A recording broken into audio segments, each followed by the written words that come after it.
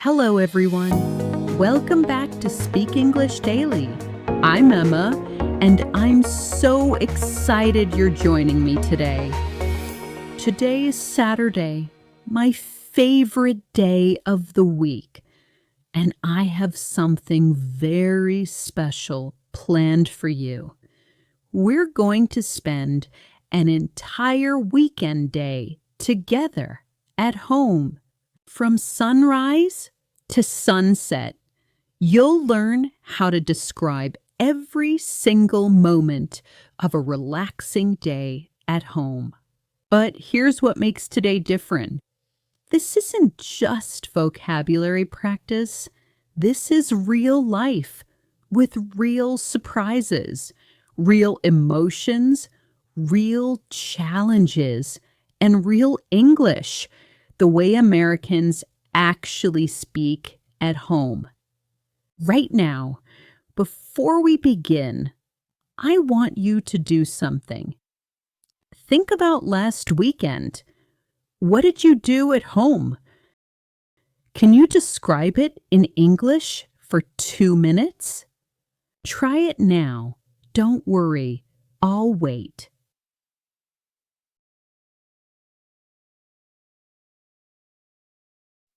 How did that feel? Did you know the words for vacuum the floor? Could you explain doing laundry? What about watering plants or organizing closets? Don't worry if you struggled. By the end of this hour, you'll have all the vocabulary and confidence to describe any weekend at home fluently and naturally. You see, home vocabulary is incredibly important. When people ask, "What did you do this weekend?" When you call in sick to work and explain you're resting at home. When you video call family and show them your living space. You need this vocabulary. For 10 years, I've taught thousands of students from over 50 countries, and I discovered something amazing. Students who could describe their daily routine perfectly were the ones who became fluent fastest. Why? Because home is where we're most comfortable. Home is where we relax. Home is where we can practice English without pressure. And when you feel comfortable talking about home, you feel comfortable talking about everything else. Today, we're using my favorite method, shadowing. Speak with me, not after me.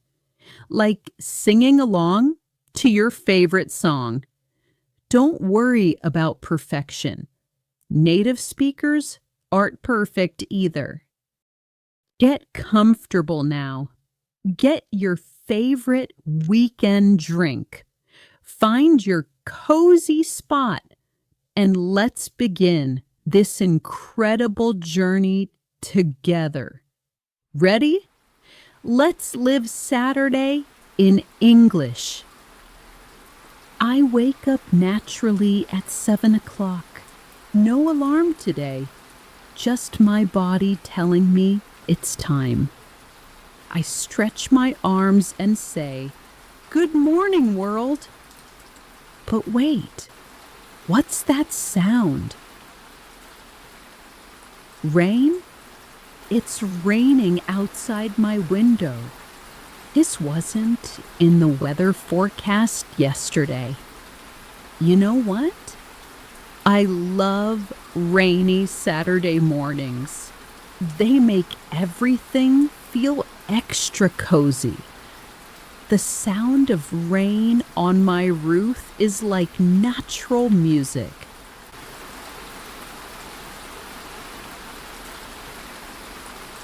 In America, we say it's raining cats and dogs.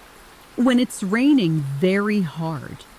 Today, it's just gentle rain, perfect for a home day. I get out of bed and look out my window. My garden is getting a natural shower. The plants look so green and happy. I won't need to water them today. Time for my morning routine. First stop, bathroom.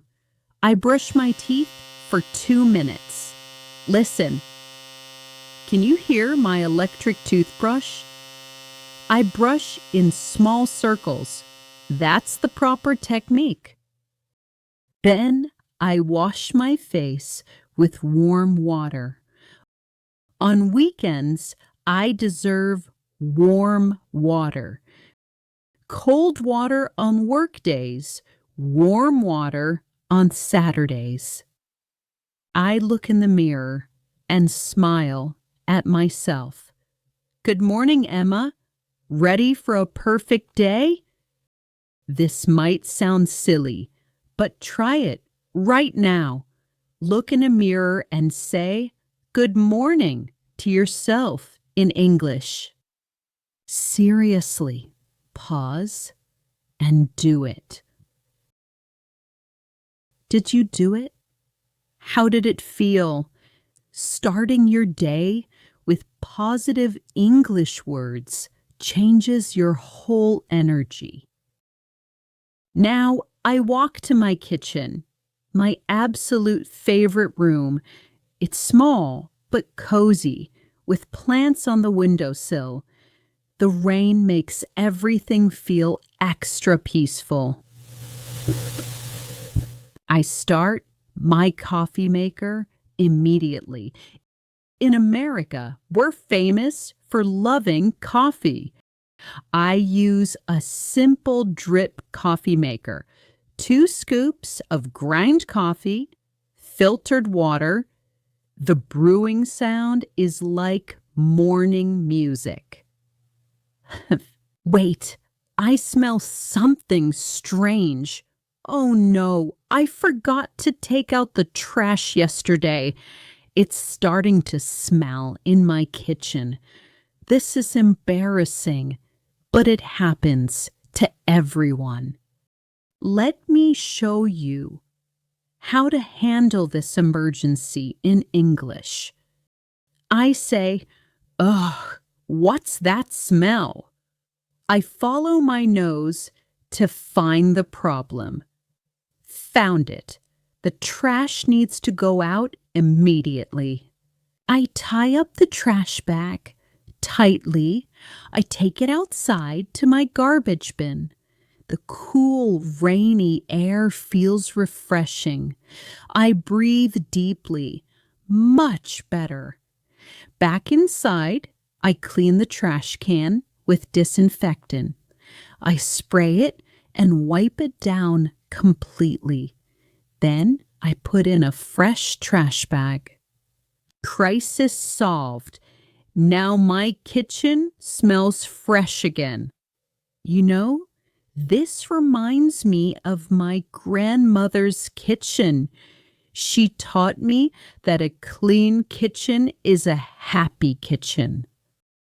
Every Saturday morning, she would say, "Emma, clean as you go, and you'll never have a mess." I can still hear her voice saying those words. My coffee is ready now. I pour it into my favorite mug. A blue mug with a sunshine painted on it. My grandmother gave me this mug for my 60th birthday. Every time I drink from it, I think of her. For breakfast, I want something special. Rainy days deserve comfort food. I decide to make pancakes from scratch, not from a box, real homemade pancakes. In America, Saturday morning pancakes are traditional. Families gather around the kitchen table, everyone still in pajamas. sharing stories, and laughing together. I mix flour, sugar, baking powder, and salt in a bowl. In another bowl, I whisk milk, eggs, and melted butter. I pour the wet ingredients into the dry ingredients. I mix gently. Lumpy batter makes fluffy pancakes. Listen to that sizzle when the batter hits the hot pan. That's the sound of perfect pancakes cooking. I wait for bubbles to form on the surface. When the bubbles pop and don't fill in, it's time to flip. The flip is the exciting part. I slide my spatula under the pancake. Quick wrist motion and flip. Golden brown, perfect. I make 4 pancakes total. I stack them on a plate and add butter on top. The butter melts and drips down the sides. Then maple syrup, real maple syrup, not artificial. The sweet smell fills my kitchen. I sit at my small table by the window. I watch the rain while I eat my warm pancakes. Each bite is fluffy, sweet, and comforting. This is what Saturday morning should feel like. Pause the video now. What's your favorite breakfast on rainy mornings? Can you describe it in English for 30 seconds? Try it. I'll wait. Did you try it? Great job! Describing your own experiences helps you remember new vocabulary better. After breakfast, I clean my dishes. In American homes, we usually have dishwashers, but I prefer washing by hand. It's meditative and relaxing. Notice how I said, I'm doing the dishes, not I'm making the dishes. This is a common mistake. We make food, but we do dishes. We make breakfast, but we do laundry. Let's practice with me. I'm doing the dishes. I'm doing laundry. Now I go to my living room with my second cup of coffee. I have a soft gray couch with colorful pillows. I curl up with a cozy blanket. But first, another interactive challenge. Look around the room where you are right now. Find 3 things that need organizing. Did you find them? Keep those 3 things in mind. When I organize my living room later, you can organize yours too. I pick up my current book, a mystery novel. But this isn't just any mystery. This book belonged to my grandmother. She read it when she was exactly my age. I found it in her things after she passed away last year. Reading her book makes me feel connected to her. Sometimes I imagine we're reading together. She would have loved rainy Saturday mornings like this. I read for 30 minutes. My cat, Whiskers, jumps onto the couch. She purrs loudly. That's the sound of a happy cat. She makes me feel less alone on quiet mornings. The rain is getting heavier now.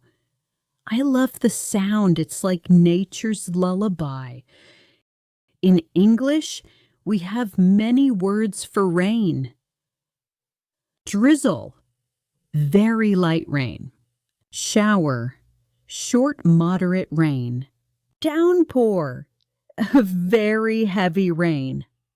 Sprinkle, tiny drops. Today, it's a steady shower, perfect for staying inside. Time to start my weekend chores. I go to my laundry room with my basket of dirty clothes, work shirts, jeans, towels from the week. I separate clothes into lights and darks. You should never wash white clothes with dark clothes. The dark colors can bleed and turn your white clothes pink or gray. I start the dark load first. I add detergent and select cold water. Cold water saves energy and prevents shrinking. I press start and, oh no, water is spraying everywhere. The washing machine hose came loose. Water is shooting across my laundry room. Oh my goodness, what a mess. I quickly turn off the water valve. This is definitely not part of my plan. Now I have a flood in my laundry room. But you know what? These things happen in real life. Let me teach you emergency vocabulary. There's a leak, meaning water coming from where it shouldn't. I need to turn off the water, meaning stop the flow. What a mess, meaning everything's dirty or disorganized. I need to clean this up immediately, meaning fix the problem now. I get every towel I have, I put them on the floor to soak up the water. I'm walking through puddles in my own house. I reconnect the washing machine hose. I turn the water back on slowly. I test it carefully. No more leaks. Sometimes you have to fix things yourself. This reminds me of when I first moved out of my parents' house. I was 22 and rented a tiny apartment with old appliances. Something broke every week. I learned to fix washing machines, unclog drains, and handle household emergencies all by myself. These experiences taught me independence and practical life skills that college never covered. Now I have to wash all these wet towels. I put them in the washing machine with extra detergent. At least something good came from this mess. I'm getting extra laundry practice. The rest of my clothes are still dry, thankfully. I restart the washing machine with my original dark clothes. This time I checked the hose connection twice. Better safe than sorry. That's what we say in English. A washing machine is running properly now. Time to move to the kitchen for lunch preparation. But I want to try something special today. I decide to make my grandmother's famous vegetable soup. This recipe has been in my family for 3 generations. My great-grandmother created it during the Great Depression, when people had to make delicious meals with simple ingredients. Here's the story. My great-grandmother Rosa came to America from Italy. She was only 18 years old and spoke no English. She learned English by talking to neighbors while sharing meals and recipes. Food was her bridge to American culture. She taught this recipe to my grandmother, and my grandmother taught it to my mother. My mother taught it to me, and now I'm teaching it to you. This soup contains onions, carrots, celery, tomatoes, green beans, potatoes, and vegetable broth. Simple ingredients, but the secret is in the technique. I start by chopping vegetables. In America, we call this prep work. I love this rhythmic sound. Good knife skills make cooking faster and safer. But oh no, I'm crying. These onions are making my eyes water. Tears are streaming down my face. This is so embarrassing. Let me teach you onion vocabulary. These onions are making me cry. My eyes are watering. I can't see through my tears. Here's a trick. Breathe through your mouth, not your nose. Onion fumes go up your nose and make you cry. Also, use a very sharp knife. Sharp knives crush fewer onion cells, so they release fewer tear-producing chemicals. I heat olive oil in my big soup pot. Listen to that sizzle when I add the onions.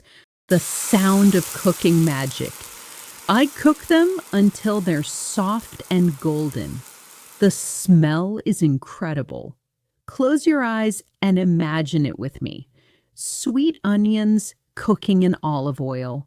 The rainy day smell coming through my window. The cozy warmth of my kitchen. Can you smell it? In your imagination, this is how your brain learns languages. Through all your senses, not just your ears. I add carrots and celery. These are called aromatics. In cooking, they create the flavor foundation for the soup. I stir everything together. Scrape, stir, scrape. Now I add the tomatoes. They burst and release their juices.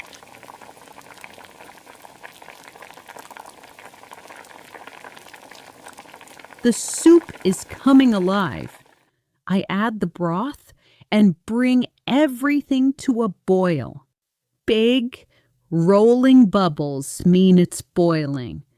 I reduce the heat and let it simmer. Gentle bubbles now. Slow cooking develops the best flavors. While the soup cooks, let me tell you why. This recipe is so special to me. Every time I make this soup, I feel connected to 3 generations of strong women. Women who faced challenges, who learned new languages, who created homes with love and determination. When I stir this soup, I imagine my great-grandmother Rosa stirring the same soup in her tiny New York apartment, practicing English words while she cooked.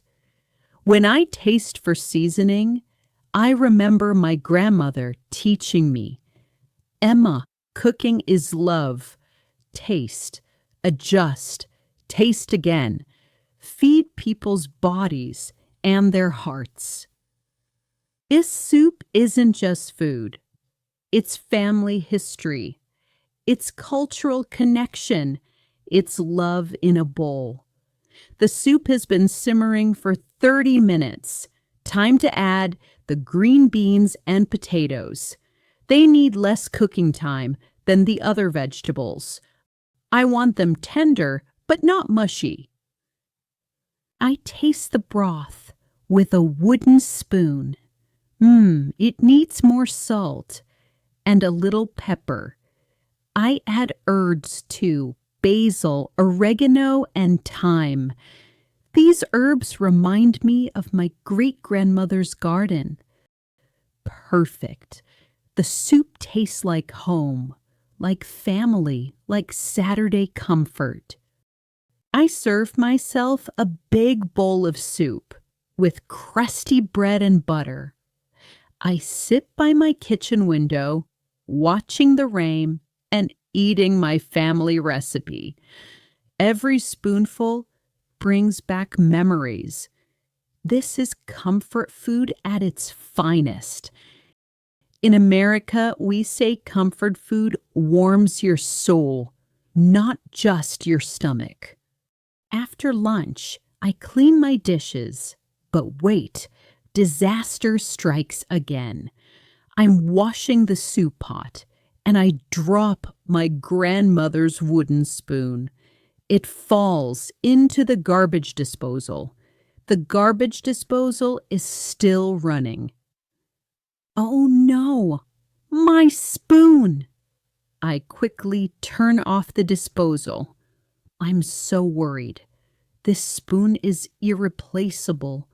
It's been in my family for 60 years. Let me teach you garbage disposal vocabulary. The disposal is jammed, meaning stuck, not working. Something fell down the drain, meaning went into the pipes. I need to fish it out, meaning remove it carefully. Please don't be broken, meaning hoping it's not damaged. I very carefully reach into the disposal. First, I make sure it's completely turned off. Safety first. I feel around with my fingers. Got it! The spoon is safe. I examine it carefully under the light. A few small scratches, but nothing serious. This wooden spoon has survived worse things in 60 years of family cooking. I rinse it carefully and dry it. I hold it in my hands and think about all the meals it has helped create, all the love it has stirred into family recipes. This is why I love old things. They carry stories, memories, connections to the past. In American English, we call these things family heirlooms. An heirloom is something valuable, passed down through generations. Now, back to my dishes. This time, I'm extra careful with everything. I wash each piece slowly and mindfully. Sometimes accidents teach us to appreciate what we have. 1:30 p.m. Time to organize my living room. But first, let me ask you something. What's the messiest room in your house right now? Think about it for 5 seconds. Can you describe that mess in English? My living room has accumulated things this week.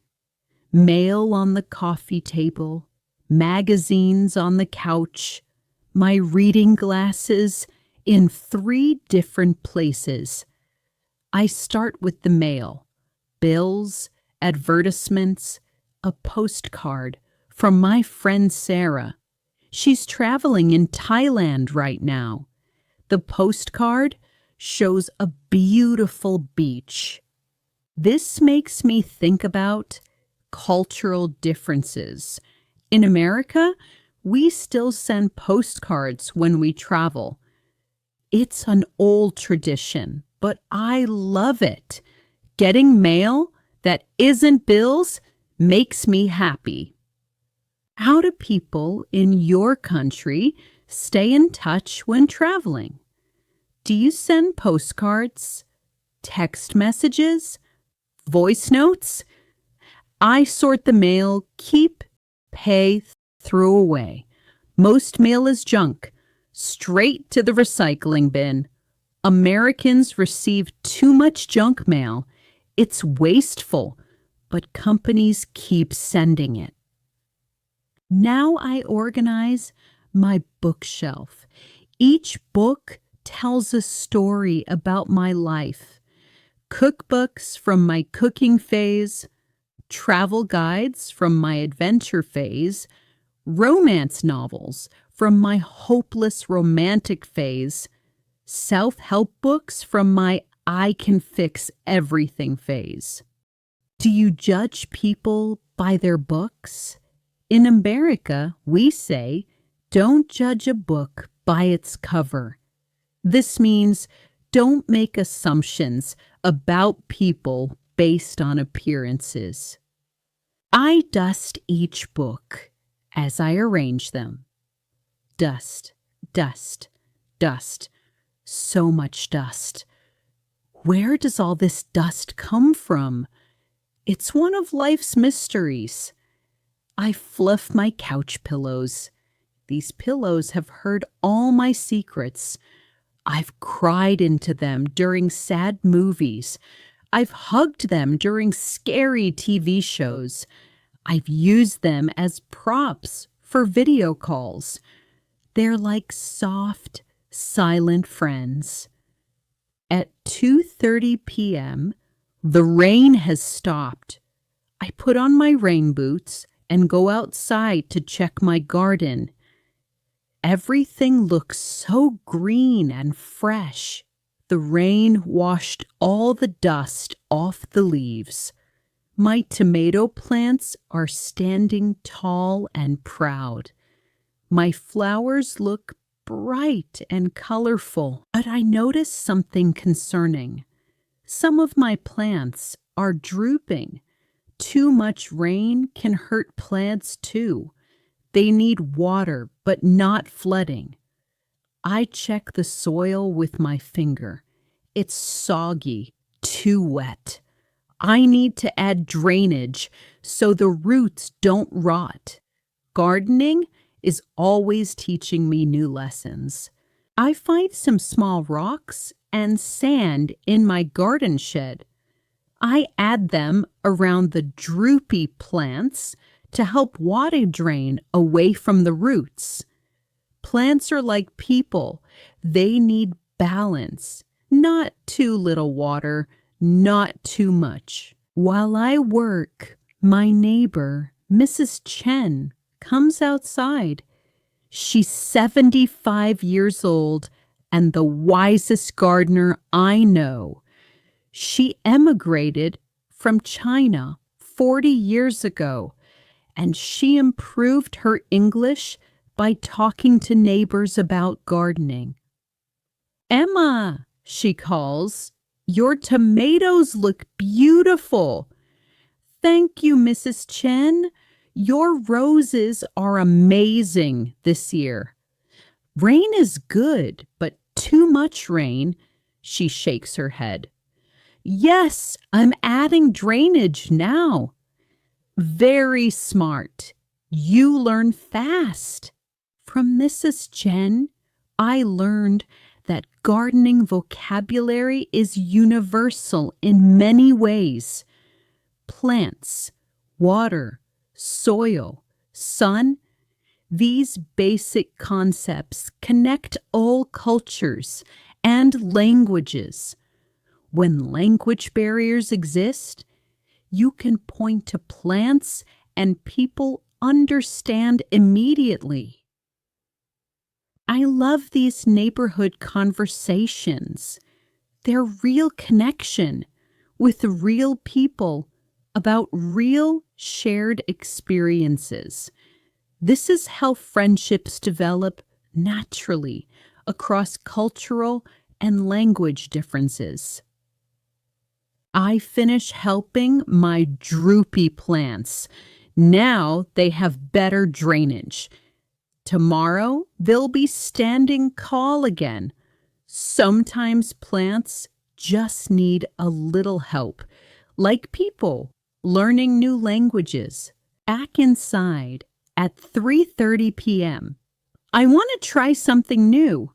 I have those beautiful tomatoes from my garden and fresh basil that smells incredible. Time for a cooking experiment.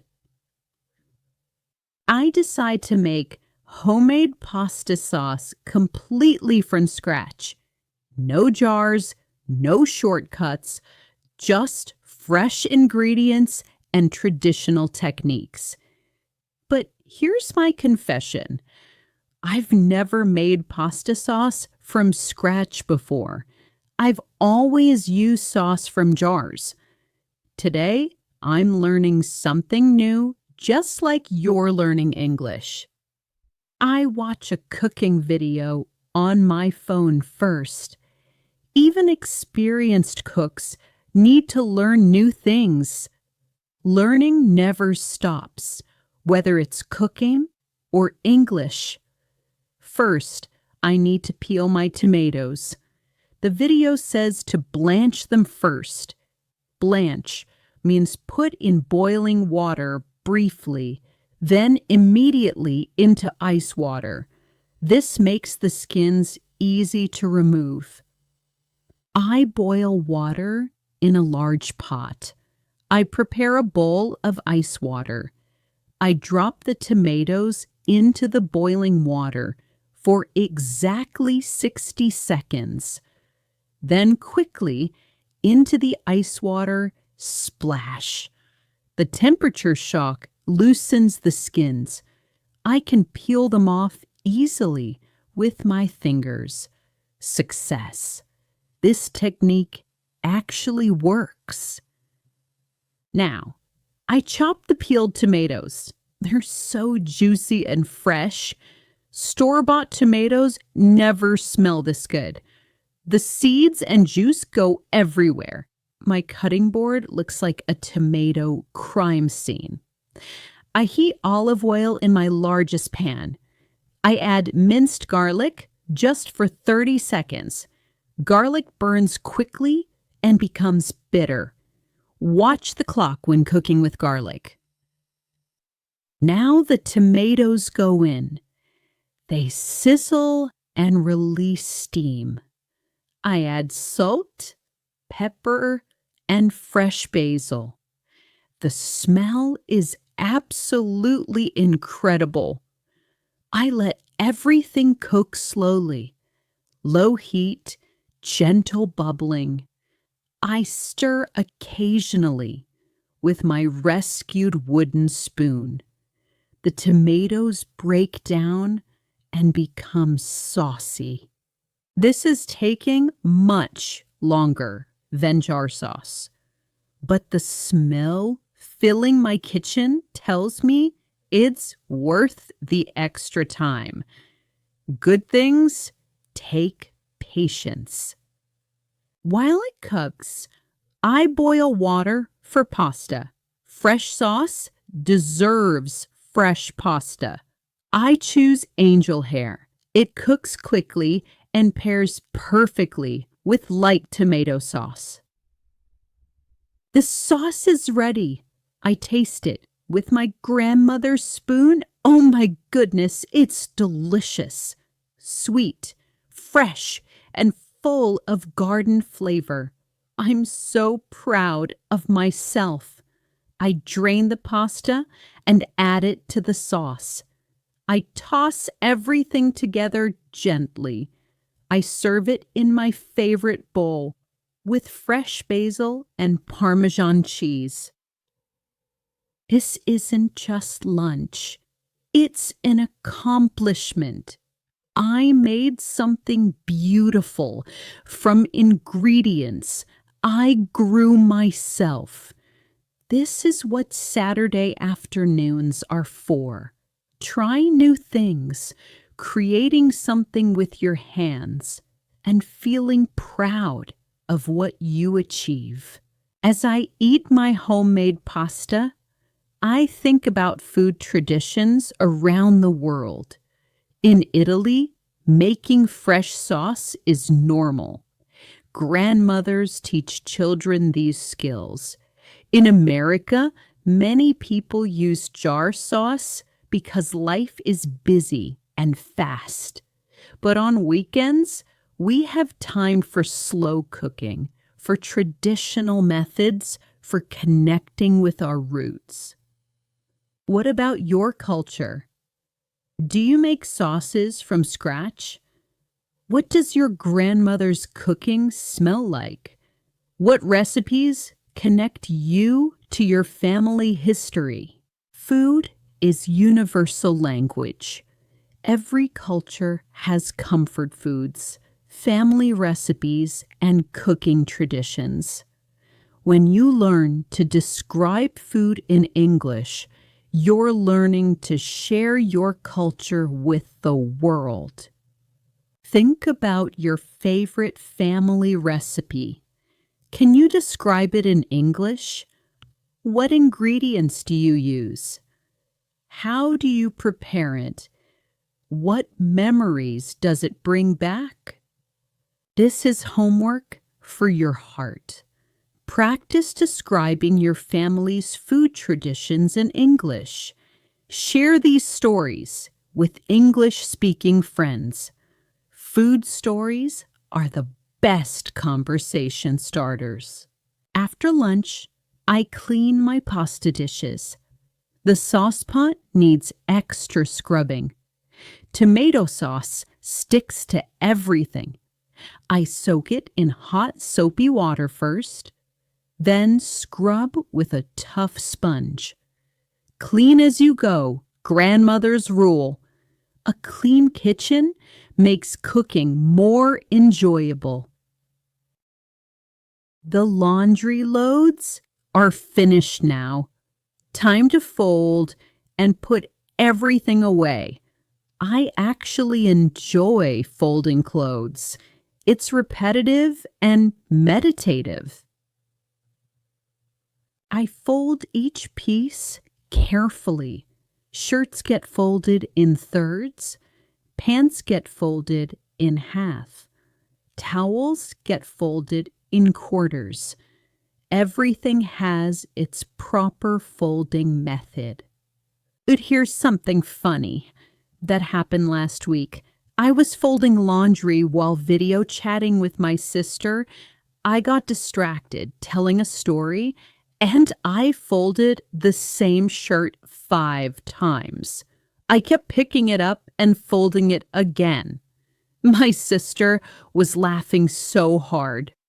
Distractions happen to everyone. Even native English speakers get confused when doing 2 things at once. I put clean clothes in their proper places. Socks in the sock drawer. Shirts in the shirt drawer. Pants in the closet. Organization makes Monday mornings easier. Now, I want to tackle a bigger project. My bedroom closet needs serious attention. It's been bothering me for weeks. I take everything out of the closet. Everything. Dresses, pants, shirts, shoes, bags. My bed is covered with clothes now. This is overwhelming. Where do I start? I make 3 piles. 1, keep, meaning still wear and love. 2, donate, meaning good condition but don't wear. 3, throw away, meaning damaged or worn out. This process is called decluttering. Americans love decluttering. We have TV shows about it, books about it, entire businesses built around it. The rule is simple. If you haven't worn it in 1 year, you probably never will. Be honest with yourself. I find clothes I forgot I owned. A red dress I wore to my college graduation, a sweater my ex-boyfriend gave me, shoes that hurt my feet but looked so pretty in the store. Each piece of clothing tells a story. Some stories make me smile. Some stories make me sad. Some stories make me laugh at my past fashion choices. The donate pile grows bigger and bigger. I'm keeping only clothes that fit well, look good, and make me feel confident. Quality over quantity. I hang the keep clothes back in the closet. I organize by type. Dresses together, pants together, shirts together, then by color within each type. My closet looks like a organized clothing store now. The donate clothes go into bags. Tomorrow, I'll take them to the donation center. Someone else will love these clothes and create new memories in them. After all this organizing, I make a cup of herbal tea, chamomile with honey, perfect for evening relaxation. I sit in my newly organized living room and look around at everything I accomplished today. Clean bathroom, organized closet, fixed washing machine emergency, made delicious soup from scratch, connected with my neighbor, decluttered my belongings. But you know what makes me happiest?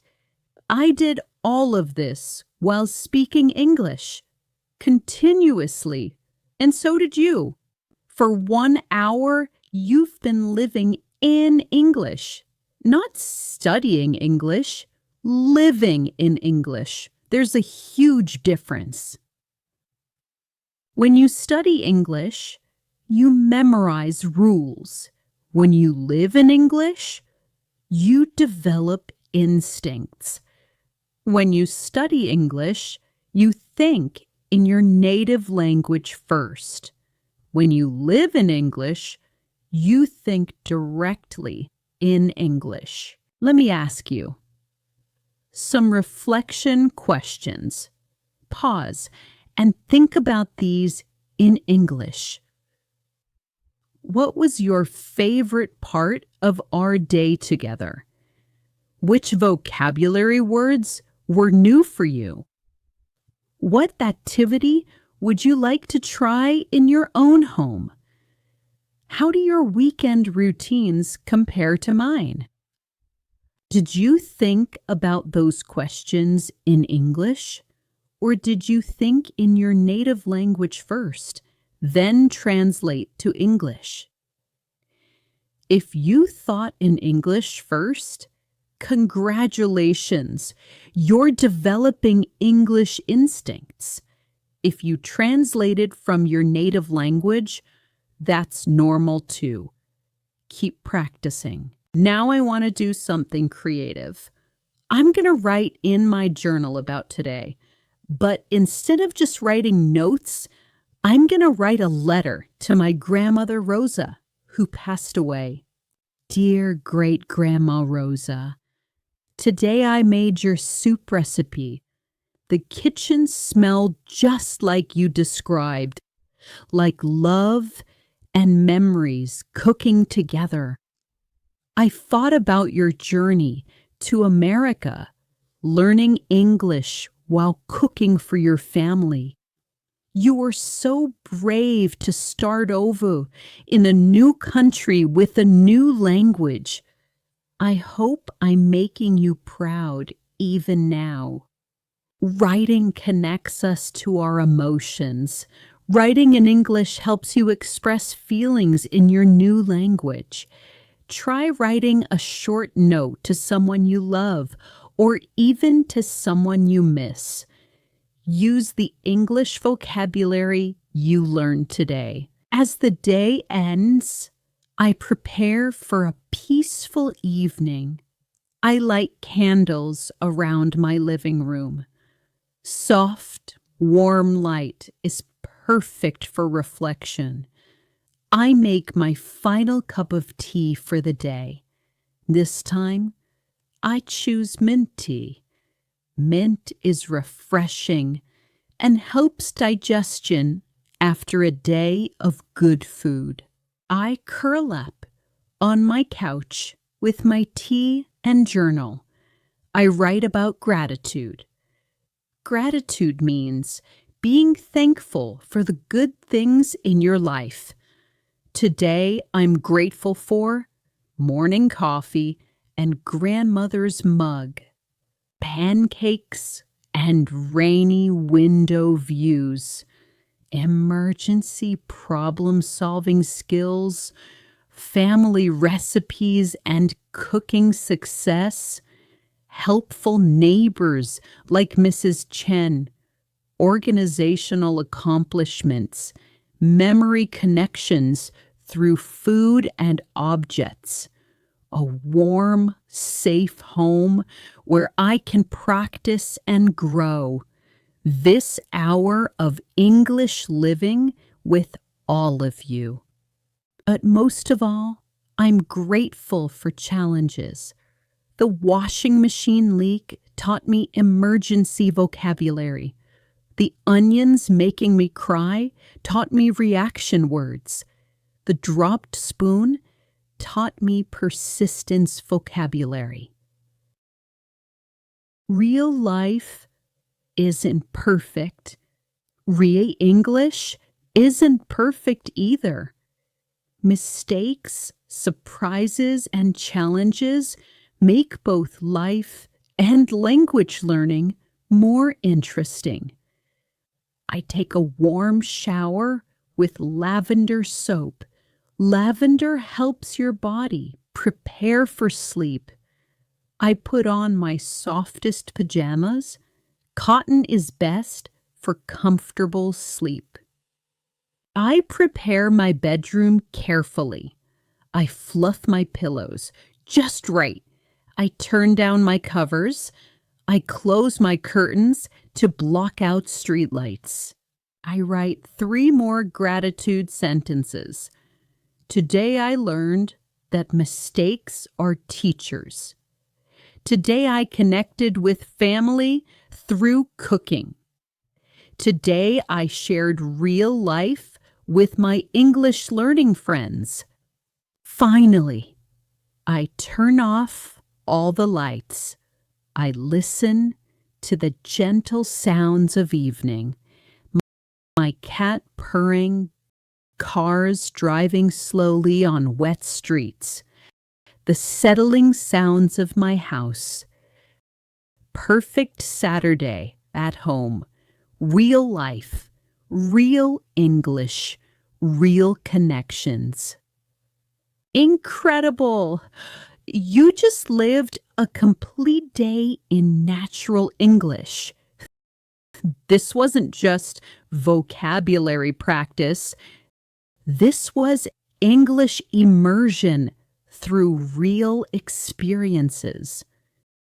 You learned to handle emergencies. Oh no, water everywhere. I need to fix this immediately. Crisis solved. You learned emotional expression. This makes me so happy. I'm worried about. I'm proud of myself for. You learned cultural sharing. In my country, this tradition comes from my family always. You learned storytelling. This reminds me of, let me tell you about, here's what happened. You learned problem-solving language. What should I do? Let me try this. That worked perfectly. Most importantly, you learned that English is not about perfection. English is about connection, communication, and confidence.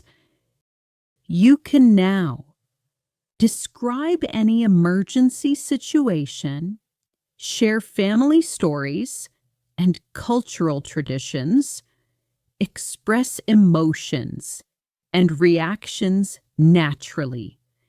Handle unexpected challenges with English vocabulary. Connect personal memories to present experiences. The secret? You stopped translating and started thinking in English. You stopped studying and started living. You stopped worrying about mistakes and started communicating. Your homework this week, try describing your own weekend activities using the vocabulary and expressions you learned today. Record yourself telling your own home story. Share one family recipe or tradition with an English-speaking friend.